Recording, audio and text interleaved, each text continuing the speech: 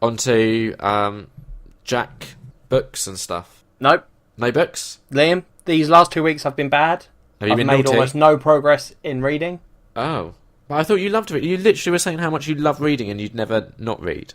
Yeah, I can have 2 weeks off. You've had 2 weeks off from films before. Yeah, probably. Yeah, dickhead. What I've done instead this week, Liam, is I watched 2 series of anime. Okay, great. One of which I'd been putting off. Why were you putting it off? I don't know. I love it was Sword Art Online, and I loved the first series. Like, it's one of my favourites. And the second series came out, and it was always there, and I was like, oh, I should watch it, and I just never got around to doing it. Okay. So then last week I was like, you know what? I think when I was coming down to yours, I'd put some on my phone so I could watch it. Yeah. And like 2 episodes in, I was like, oh yeah, I definitely should have watched this already because I love it still. Okay. But yeah, so that Sword Art Online, it's the second series. It picks up from... It's basically all about these... Wait. What are we calling this section? This section is called Jack Did Stuff, and this is the stuff that Jack did. Cool. Because it's now no longer just books. It's because I don't do enough, so I have to sort of scrape all my stuff together. Okay. So the second series is Sword Art Online, Liam. You haven't seen it, either of them. No, obviously. It's anime. Because you're an asshole. It's anime. Why would I have watched it? You've seen like 2 and already made a judgment call, but we've covered that in another episode, so whatever. The first season, Liam, is all about a kid called Kirito who gets trapped in a virtual world all the players of this game get trapped in there, and if they die in the game, they die in real life, and if anyone tries to unplug them from the game, they immediately die. And it's all about them trying to escape, and then there's another game that exists after that. Sounds a bit Matrixy. A little bit, except instead of robots harvesting you for energy, it's just one psychopath. Yeah, it sounds a bit like Matrix meets Battle Royale.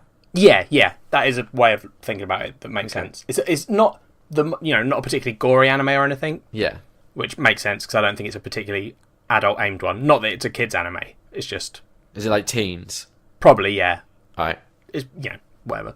But this new series, there's a new game that comes out called Gun Gale Online, and in that game you use guns. It's a little bit like the Destiny of this world. Yep. So there's a person in the game who shoots a pistol at people, and then when he does that, they die in real life. And, that shouldn't be possible. There's all these safety things now on the virtual headsets. No one can figure it out. So they send Kirito in to win the game and become the new target. And that story arc was really good. And I was like, oh man, I'm confused. So cool. I'm confused. Go on. So they send this guy in to win the game and become a target, right? I'm assuming the target of this guy who's going around actually killing people. Yeah, because this guy's killing the top players of that game. So how does that help them figure out how he's actually doing it? Because he is being monitored in a hospital run by Japan's Secret Service Cyber Division, I think they're called, or something. Okay. So they're to get to you. He only kills people when they're in the game. So to get to you, he'll have to come through all of us, and we'll be able to figure out who he is. Right. Okay. Is their thinking.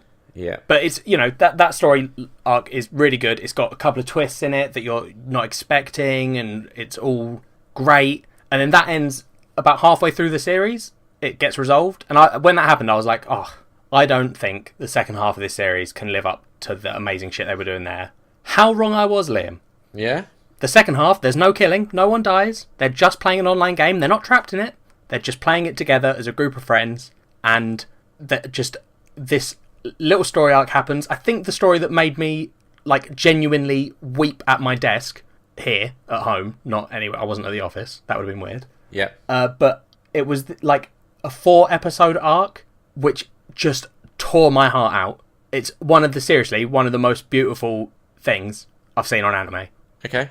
I can't say anything because it will spoil it, but I was sitting here when the last episode finished, and I was just crying, and I was like, oh my god, that was incredible. So it's so good, it made you cry?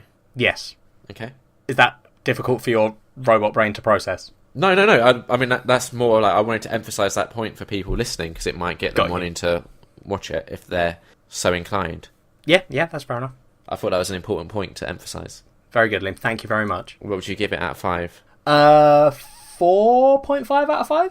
And that's season 2, yeah? Yeah. Season 1's also probably a 4.5 because it's incredible. If you haven't seen Sword Art Online and you like anime at all, go and watch it. It's worth doing. So, what would it how would you react to a 5 out of 5? If you cry at 4.5 out of 5, what's a 5 out of 5 reaction? I'd probably cry as well, but it would be... You'd cry with an erection? Well, no. Oh, okay. Again, I think this might be your robot brain being unable to understand human emotion. You remember that I cry at most things, right?